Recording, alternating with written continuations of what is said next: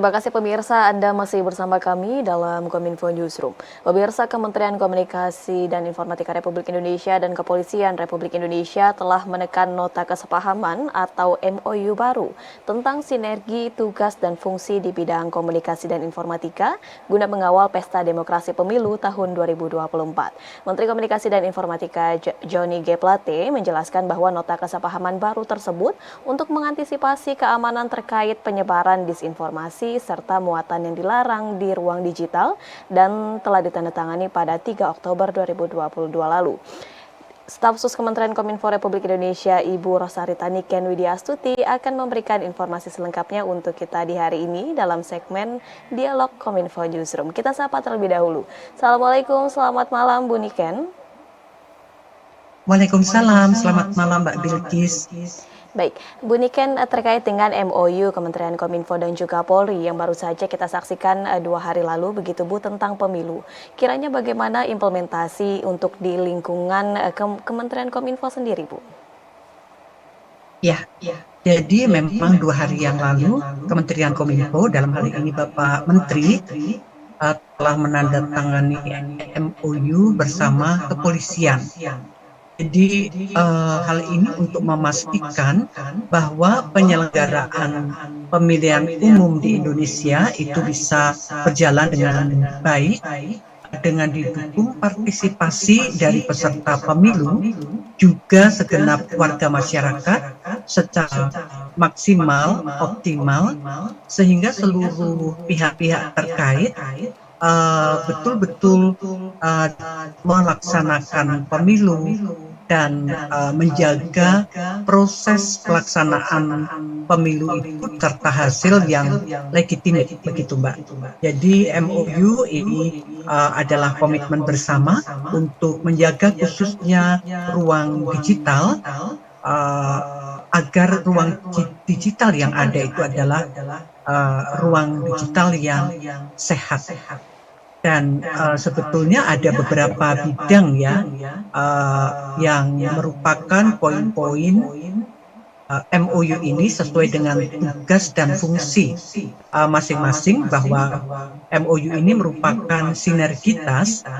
Ada 6 ruang lingkup nota kesepahaman, antara lain pertukaran data dan informasi untuk mencegah penyebarluasan dan penggunaan informasi elektronik dan atau dokumen-dokumen elektronik yang memiliki muatan yang dilarang, serta bantuan pengamanan, penegakan hukum, penyediaan dan pemanfaatan sarana dan prasarana, serta pemanfaatan sumber daya manusia dari masing-masing lembaga, baik itu dari Kementerian Kominfo maupun dari pihak kepolisian.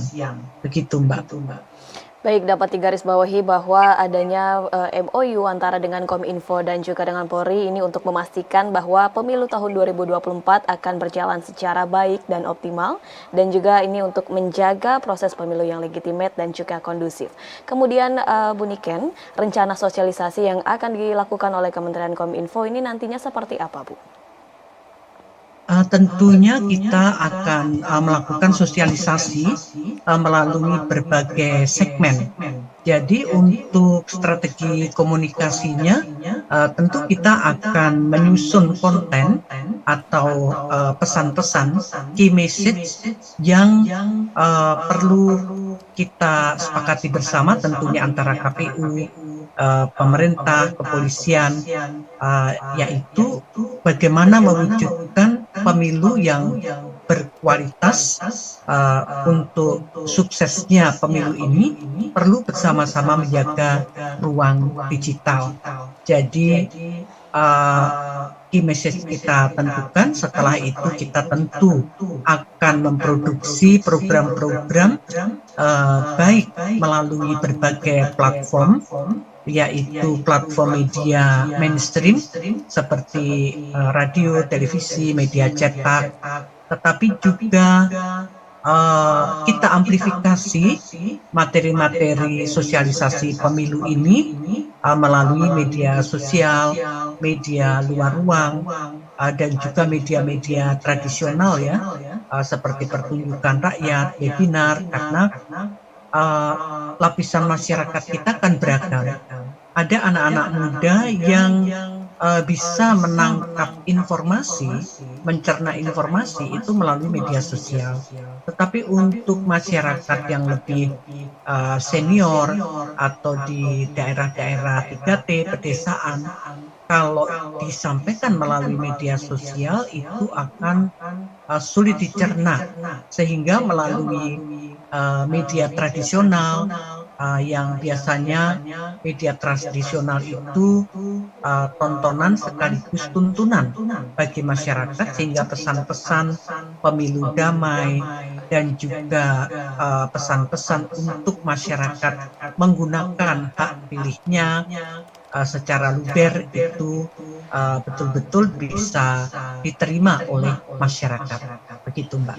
Baik, melakukan pencegahan dengan memberikan atau menyusun key message kepada masyarakat untuk mewujudkan pemilu yang berkualitas, kemudian memproduksi program sebagai bentuk pendekatan kepada masyarakat. Tidak hanya hal tersebut, nantinya Kementerian Kominfo akan mensosialisasikan dengan melakukan pendekatan kepada masyarakat secara langsung, baik di daerah 3T maupun di daerah yang tidak tersentuh oleh digital, begitu ya Bu. Kemudian Bu Niken, untuk dua pemilu terakhir pada tahun 2014, kemudian tahun 2019, ini bangsa kita ini dihadapkan pada suatu ancaman, terancam pecah karena suatu keberpihakan. Apa harapan Ibu dengan adanya MOU yang dilakukan oleh Kementerian Kominfo dan juga Kepolisian Republik Indonesia? Harapannya tentunya pemilu damai ya. Jangan sampai terjadi pada pemilu yang lalu terjadi polarisasi di masyarakat. Tentunya kami menghimbau kepada masyarakat bahwa dukungan yang penting untuk calon-calon yang menurut masyarakat sesuai dengan ekspektasi pemimpin mereka itu adalah di bilik suara. Jadi selain itu misalnya pada waktu-waktu sebelum pemilu kami himbau untuk bisa menahan diri, apalagi tidak menyebarluaskan, mendistribusikan hoax, ujaran kebencian, black campaign, dan lain sebagainya. Karena sebetulnya kita sudah diberikan teladan oleh pemimpin-pemimpin kita. Walaupun masyarakat itu terbelah, terpolarisasi, tetapi pemimpin kita, baik yang terpilih, Bapak Presiden Jokowi, maupun yang waktu itu tidak terpilih, Bapak Prabowo, akhirnya bersatu. Jadi kalau kita mendukung dengan perasaan penuh kebencian, provokasi, ini betul-betul tidak ada gunanya. Karena yang kita dukung saja sudah rukun, bahkan saling bersinergi, saling mendukung, membangun bersama untuk Indonesia maju. Nah, kenapa kita yang sebagai pendukung ini berkepanjangan? Jadi masih ada stigma-stigma tertentu. Jadi hal seperti ini tentunya ke depan tidak perlu lagi dilakukan. Bagaimana kita mewujudkan pemilu berkualitas ini tanpa harus menyakiti pihak manapun. Kalau dulu kan sering ya terjadi di dalam WA grup keluarga, itu bahkan ada yang berantem di situ, kemudian live group atau keluar dari WA grup. Tidak hanya di keluarga, tetapi juga WA grup teman-teman seprofesi, WA grup yang lain seperti WA grup alumni dan lain sebagainya, kemudian terpecah. Nah, ke depan dukungannya adalah dukungan pada saat mencoblos saja. Boleh saja memberikan dukungan dengan narasi-narasi tertentu, tetapi tidak perlu lagi provokatif, kemudian black campaign, ujaran kebencian, menjatuhkan, dan lain sebagainya. Karena kita harus kembali kepada karakter masyarakat Indonesia yang bisa hidup rukun, bergotong royong, dan tentu kita hidup di alam Indonesia yang berbineka tunggal ika, sudah terbiasa dengan hal-hal yang berbeda. Jadi apabila aspirasi politiknya berbeda, tidak perlu saling bermusuhan. Kita bisa berdamai. Kenyataannya pemimpin-pemimpin kita memberikan keteladanan yang luar biasa. Jadi stop untuk melakukan distribusi, mengupload informasi-informasi di ruang digital yang provokatif ataupun yang mengandung konten-konten negatif, khususnya ujaran kebencian, caci maki, penghinaan, dan lain-lain itu sudah tidak masanya lagi. Kita wujudkan pemilu yang damai, pemilu yang saling mendukung, tidak ada lagi permusuhan. Itu harapan dari kami tentunya. Baik, menahan diri untuk tidak menyebarkan hoaks agar situasi pemilu sebelumnya ini tidak terulang dan juga tentunya menciptakan pemilu yang damai. Berbicara sebelumnya mengenai dengan sinergi begitu Bu Niken, apakah nantinya masyarakat juga dapat bisa berpartisipasi untuk mengajukan aduan konten begitu misalnya yang mengandung black campaign atau konten yang dianggap negatif tentang pemilu 2024, kemana kiranya masyarakat dapat mengadukan konten tersebut Bu? Aduan konten bisa melalui aplikasi, judulnya sama, aduan konten, di websitenya Kominfo. Jadi nanti masyarakat bisa mengadukan apabila ada konten-konten negatif, provokatif yang tentunya melanggar undang-undang. Nah, kalau Kementerian Kominfo mempunyai kewenangan untuk menutup akun-akun tersebut, tetapi penindakan secara hukum adalah dari kepolisian.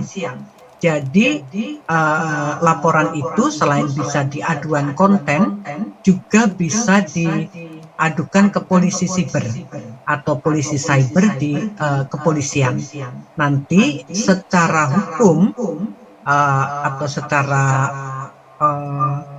penindakan undang-undang ITE ini, ujaran kebencian ataupun konten negatif, ditindaklanjuti oleh kepolisian, Kominfo yang bertugas untuk menutup akun-akun penyebar hoax dan ujaran kebencian tersebut.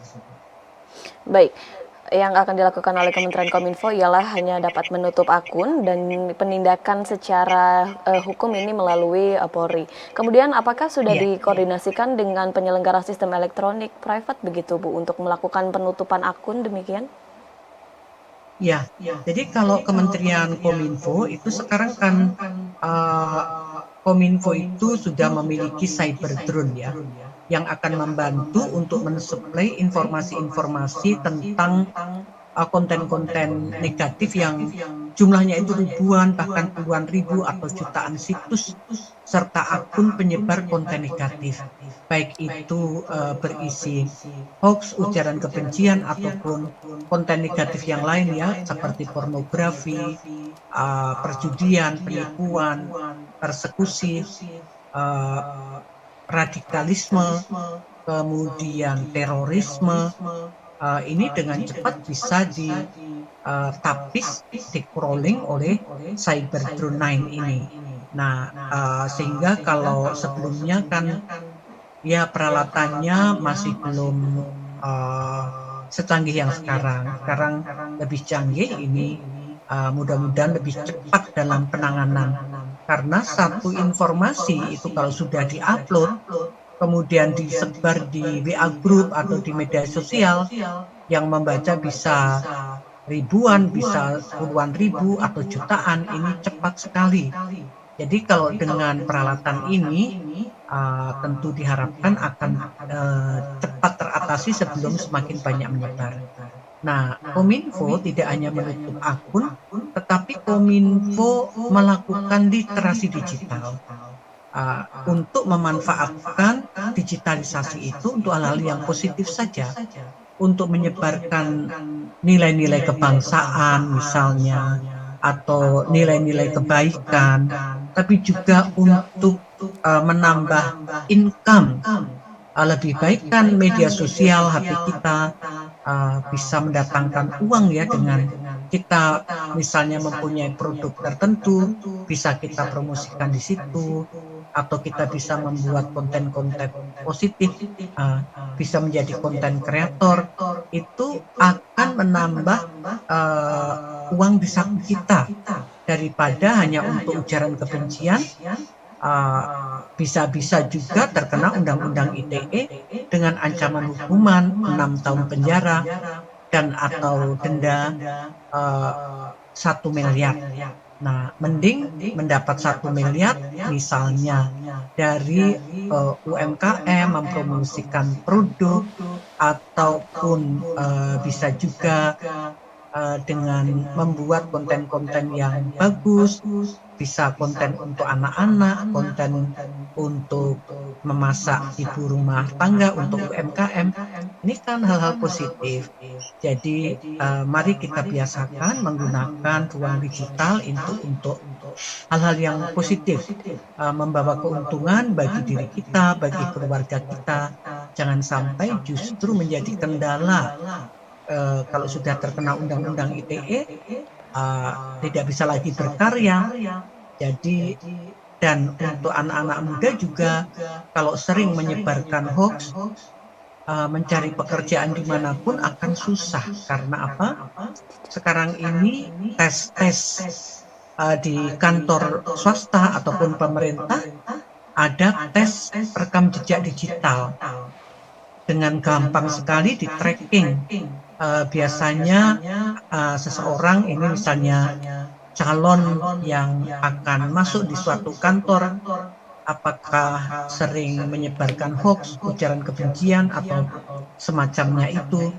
Nah, itu walaupun lolos tes yang lain, kalau rekam jejak digitalnya negatif ya susah mencari kerja. Jadi kita gunakan ruang digital khususnya di masa menjelang tahun politik ini untuk hal-hal yang positif saja. Ya, tidak hanya Kominfo yang siap untuk menyukseskan pemilu di ruang digital, namun harus dimulai dari diri sendiri untuk mulai merubah mindset bahwa tidak menyebarkan hoax lagi, melainkan dapat dialihkan menjadi kegiatan positif yang tentunya untuk mendukung suasana pemilu 2024 yang berkualitas dan juga positif. Terima kasih sekali lagi Ibu Rosarita Niken, selaku staf sus Kementerian Kominfo Republik Indonesia yang telah bergabung kepada kami pada dialog kali ini. Terima kasih banyak Bu Niken, salam sehat selalu. Salam sehat, terima kasih. Ya, pemirsa, kami akan kembali dengan beragam informasi lainnya. Tetaplah bersama kami dalam Kominfo Newsroom.